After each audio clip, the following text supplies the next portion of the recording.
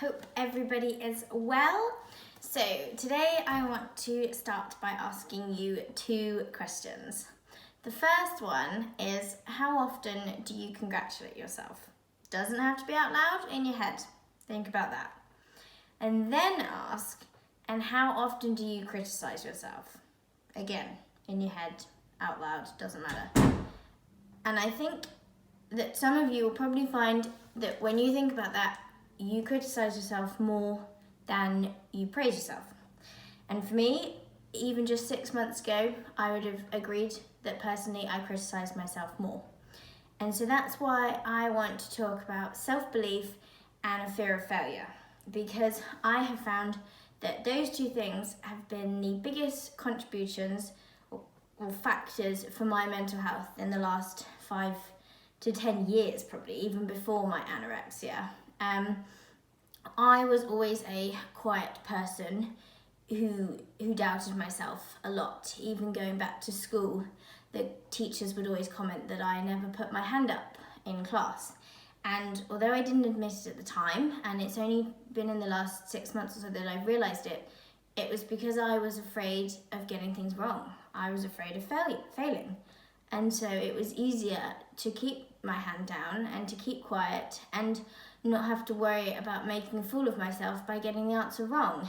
And at the time, it was the safest mechanism to keep myself on the straight and narrow in a world that I was struggling with mentally. But looking back, I realised that that actually then caused the snowball effect for my mental health, because I began to doubt myself more. And the thought process was, well, if I can't answer a question in class, then surely I can't do this and I can't do X, Y, and Z. And slowly, and without me realising, my self-belief was totally diminished. And again, that was a factor that led to my anorexia and my feelings of hatred towards myself, because I didn't feel I was worth it. But over the years, by starting to question why I was afraid of failing and whether the actual failure, as it were, was really going to be that bad or that detrimental to my future, enabled me to start putting myself out there and to increase my confidence. And also a realization that, it's good to big yourself up sometimes. It doesn't have to be to the whole world, but even in your head, if you do something well, think to yourself, I smashed that. There is nothing wrong with that. If you've just started doing something and you can see an improvement, congratulate yourself, because that is the best way to boost your mental health and your own personal confidence. And I am delighted to say that currently, in this present situation, I have been selected as one of the NFU Student and Young Farmer Ambassadors. This is something that I applied for at the beginning of COVID, and honestly, I didn't think I had a chance. I really didn't, because I am just one person. But a few years ago, I would not have even applied because I was afraid of failing, as it were. But now, being the stronger person that I am, I did, because I took that risk.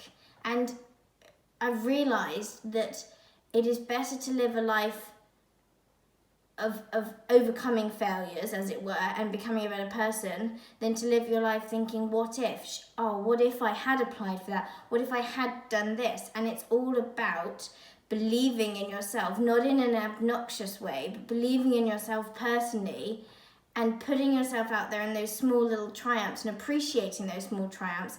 And that will have a massive impact on your mental health. And even Sadie agrees.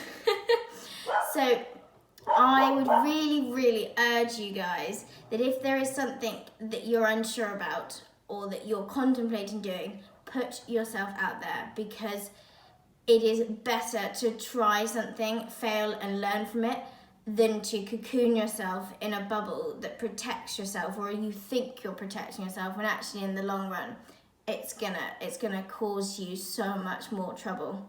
So that's a positive message of self-belief today, and I will keep you updated with all that's going on with the new programme for the NFU. I am mega excited and I hope you enjoy the journey with me.